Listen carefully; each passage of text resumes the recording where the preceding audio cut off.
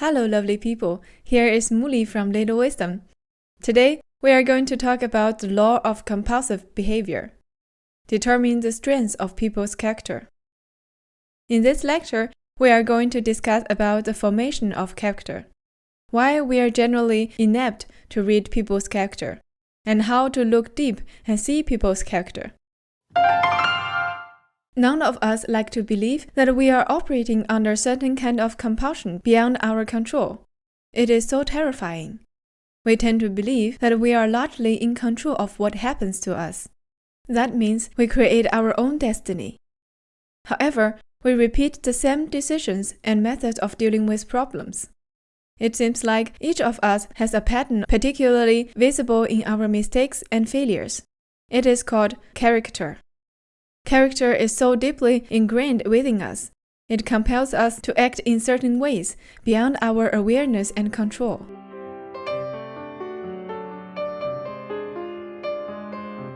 Character is formed through 3 layers.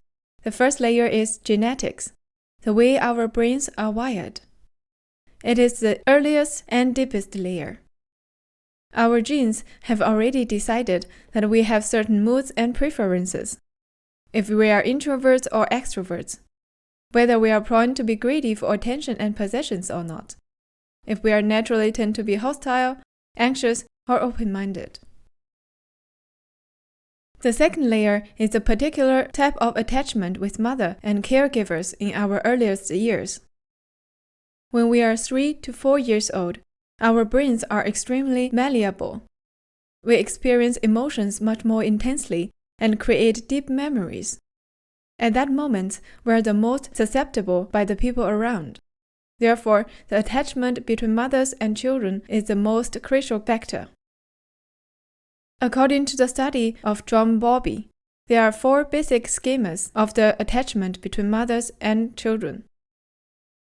Free, autonomous. The mothers give their children freedom to discover by themselves and are continually sensitive to their needs and protect them. The dismissing mothers are often distant and even sometimes hostile and rejecting. The children do not feel being loved but abandoned. Any negative emotional situation reminds them of this feeling. Therefore, they tend to avoid them. They hate the feeling that they are desired for mother's love but only get cold reply. So, they do not like the feelings of dependency. Because they do not learn from the mother how to love. Therefore, they unconsciously push people away, and it is very hard for them to commit to a relationship. The enmeshed and ambivalent mothers are not consistent with their attention. Sometimes they are over-involved and sometimes are retreating due to their own problems and anxieties. When the children see the mother's problems and anxieties, they feel that they have to take care of the mothers. Later in life, they tend to experience a great deal of anxiety in relationships and use the same retreating strategies to deal with the problems. The ambivalent attitude from the mothers result in many conflicting emotions in the children as well. They are prone to be ambivalent towards people later on, such as pursue people then unconsciously retreat. The disorganized mothers send highly conflicting signals to children, reflecting their inner chaos and perhaps early emotional traumas. This type of mothers will become the trauma of their children and bring many emotional problems for them. Generally, a particular tone of character has been set up in our earliest years. Perhaps hostile and aggressive, or secure and confident, or anxious and avoidance, or needy and enmeshing. And we also build certain strategies to deal with stress, look for pleasure, and handle people. Usually, we have no real conscious awareness unless we give great effort in examining ourselves. The third layer is our habits and experiences in the childhood and adolescence. During this period, based on the people around and how they respond to us, we add some modifications to our strategies which were developed in the second layer. Character is formed out of thousands of small habits. Except the 3 layers, there is another aspect which is also very important. In the late childhood and adolescence, we slowly become aware of our character flaws and then try to cover them up. For example, a person might look quite outgoing, carefree, or even a bit domineering. But deep inside, she is a very anxious and timid person. She knows that the anxious aspect of her character is not welcoming in the social life.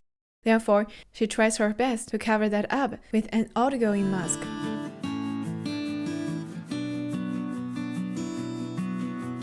The most important thing while choosing people to work for and work with, and the intimate partner, is to consider their character as a primary value. However, we humans are generally inept to read people's character.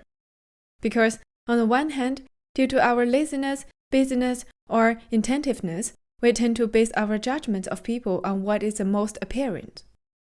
On another hand, people try to cover up their weakness by presenting positive, just as we mentioned before. Moreover, we are prone to only see people's reputation, myths surrounding them, position they occupied, and their religion, politic belief, but not see them as individuals. For example, we tend to believe that successful people are generous, intelligent, and good. They deserve everything they have gotten. But in reality, there are many successful people who manipulate others to achieve their goals. Then, let's have a look how to look deep and see people's character. Observe people's action over time. This is the most significant indicator. People never do something just once. They repeat the same actions and decisions which reveal their character. You can do some research into their past and pay close attention to their actions in the present. And then correlate their actions to see if they fit into certain negative compulsive patterns.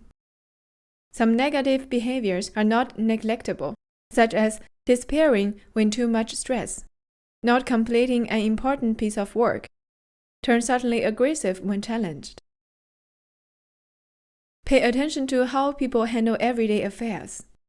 Do they become irritated by little inconveniences? Are they often late in simple assignments? Or always forgetful on small matters, inattentive to details? And how they treat people around. Be attentive to people's behavior in times of stress and crisis. Do they lose normal self-control and show strong insecurity of their reputation, fear of failure, and lack of inner resilience? Or they can rise to the occasion, reveal strength under fire. See how people handle power and responsibility. As Lincoln said, if you want to test a man's character, give him power. Does the person still remain respectful and empathetic? Or he or she suddenly feels entitled to treat others differently? Take notice of how people behave once they are in power, because power reveals more of who they are. People's choice of partner says a lot. The choice of partner reflects a person's earliest years and the attachment schema. Observe how people behave in moments away from work. Do they still show their competitive nature in games, sport, and driving? How people behave when they lose in games. Do they become assertive or relaxed? Are they extrovert or introverts? Figuring out if people are extrovert or introverts are essential, because extroverts and introverts usually do not understand each other quite well. For example, extroverts might think that introverts have no fun, are stubborn, and even somehow antisocial. Introverts think that extroverts are shallow, flighty, overly worried about what people think. See, this may lead to endless misunderstanding. Therefore, you must reassess people's character if they are opposite from you, and not foist your own preferences on them. Generally, extroverts are largely governed by external criteria. They care a lot about what others think about them. Therefore, they tend to like what other people like, and are quite open to suggestions and ideas which are popular in culture or asserted by authority they respect. They value external things, such as good clothes, great meals, and concrete enjoyment, and are always in search of new trend and novel sensations. They crave stimulation and attention from others, and therefore feel comfortable with noise, or even actively search out noise. Introverts are interested more in their own opinions and thoughts and feelings, and their opinions come from inner criteria, at least they think so, because they might seem awkward, mistrustful, uncomfortable with attention, and are easily exhausted by too much social activities. They prefer to spend time alone or with 1 to 2 close friends. They know the bigger the crowd, the lonelier they feel. They are very creative and full of novel ideas, and also quite sensitive and more pessimistic and worried about life and world than average extroverts. If you notice tendencies in both directions in each individual, but in general, people tend to be in one or another direction. There are generally more extroverts than introverts in the world. No need to be sad or feel inferior if you are also a bit nerdy introvert like me, who is sometimes not very appreciated by some extroverts, simply because they don't understand your true power. Channel your creative energy to produce the next breakthrough. That's all for today. In the next time, we will talk about what are strong character and weak character, toxic types of people, and how to know your own character thoroughly, and then break the negative compulsive patterns.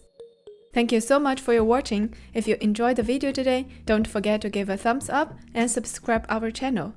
You can find professional psychology tutorials with interesting explanation here. Again, thank you so much for your valuable time and efforts dedicated for your mental health.